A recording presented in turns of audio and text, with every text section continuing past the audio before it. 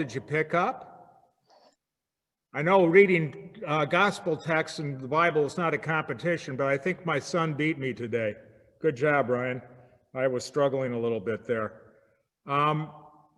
This morning, we're looking at the whole idea of being called by God to serve others. And we have this story. Mark explains this story of Jesus calling the first disciples, but he fails to mention the fact that Jesus spent 40 days and 40 nights in a deserted space before he heads up to Galilee. Mark likes to offer kind of a condensed version of the gospel, kind of a Reader's Digest condensed version.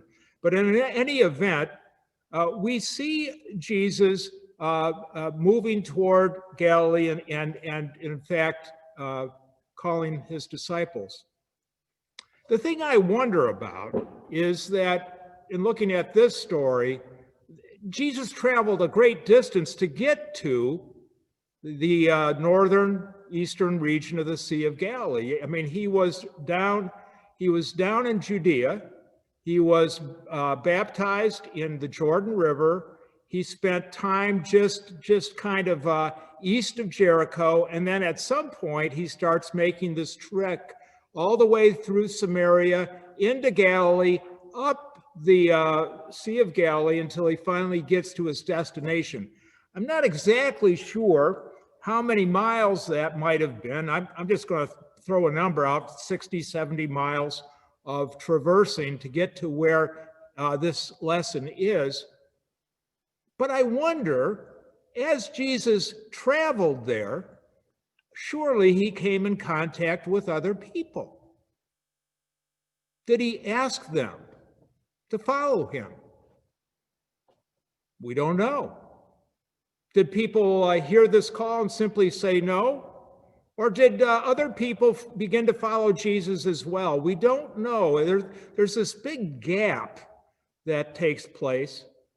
But in any event, he finally gets to the northwest region of the Sea of Galilee, and he begins to call these initial disciples. All of them are connected to the fishing industry. Some are fishermen, some are fixing their nets, but in any event, they are all part of what might be called the working poor. But beyond the fact that they are the working poor, beyond the fact that they are fishermen, the likelihood is exceedingly high that each of these men were pretty well versed in the Torah. Each of these men came out of the Pharisees' line of Judaism, and they would have been taught. And each of these men likely would have liked to have become rabbis, but they weren't quite good enough. And so they end up working in the fishing industry.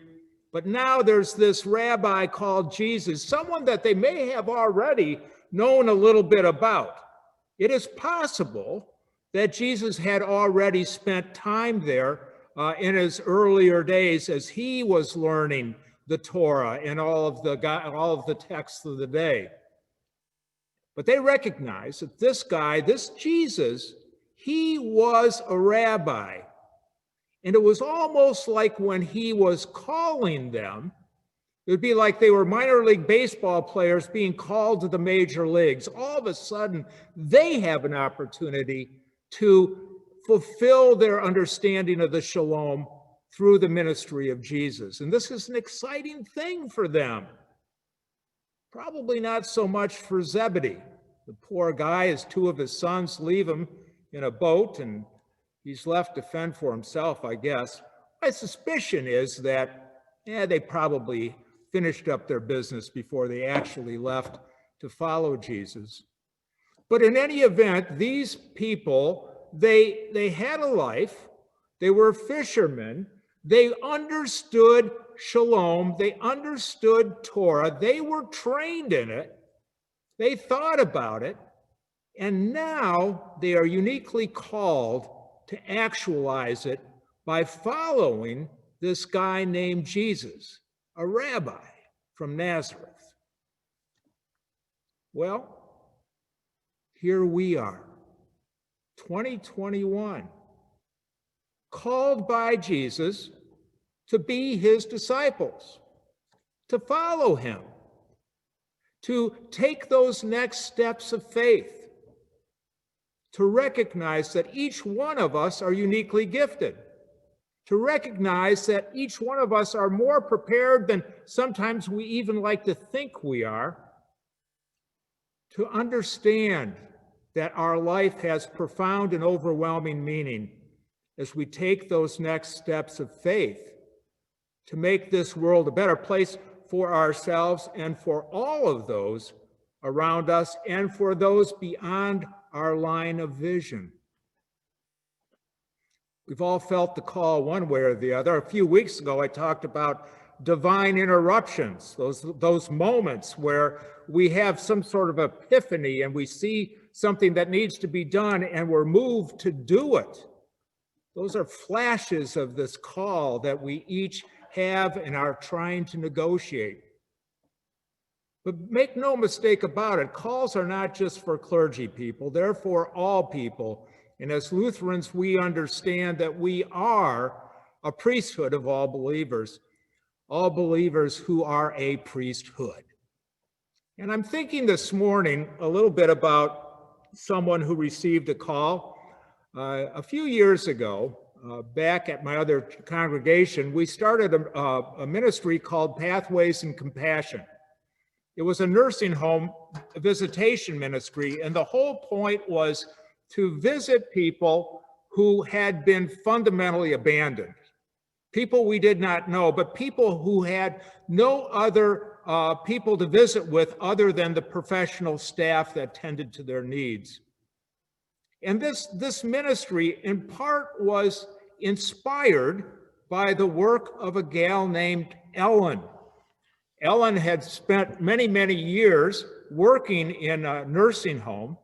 And by the time we started this ministry, Ellen no longer worked in a nursing home, and she was slowing down a little bit, but we were inspired by her sense of care. And then finally, after this ministry had really evolved and grown, Ellen took ill. She had some sort of a pulmonary disorder. She had an operation, and she finally ended up in a facility that our congregation served greatly. We had maybe 15 volunteers in there. Ellen used to enjoy her freedom. She still was driving. She's about 80 years old. She was still driving. She was sewing. She was active to an extent, but definitely slowing down. And now finally, she's really slowing down. She has lost her freedom. She is now in this facility, and she recognizes she will die there. It was hard for Ellen to handle it. She wasn't ready mentally. It all happened kind of fast in a way. And it took her a few months to negotiate the pain of losing so much. But finally, she got another call. She had many calls in her life, but she got a call. She understood the work that we were doing in visiting those who had no one, and she began to join the team and to visit with many, many, many people in this large facility. She put all of her energy into it, and she was making a huge difference, not only with the people who lived in the facility, but with the staff as well. They watched Ellen blossom and grow, and they sensed just the community that was being engaged through her work. It was really amazing. And we were inspired by Ellen's work, and we decided we were going to move our Pathways organizational meetings over to the Wellbridge facility so that Ellen could join in because she was doing so much visitation work herself. Well, as time goes on, a few more months, Ellen is slowing down, and she decides she's going to have another operation that might end up giving her more energy. And I remember going to visit her the night before she went into the hospital. And she said, I'm just so tired, and I know I'm taking a risk. This is either going to work really well or it's not going to work. But she said, I feel like it's worth it. I've made my peace. I'm going to go for it. And she did. Sadly, it didn't work out. And a few days later, Ellen died.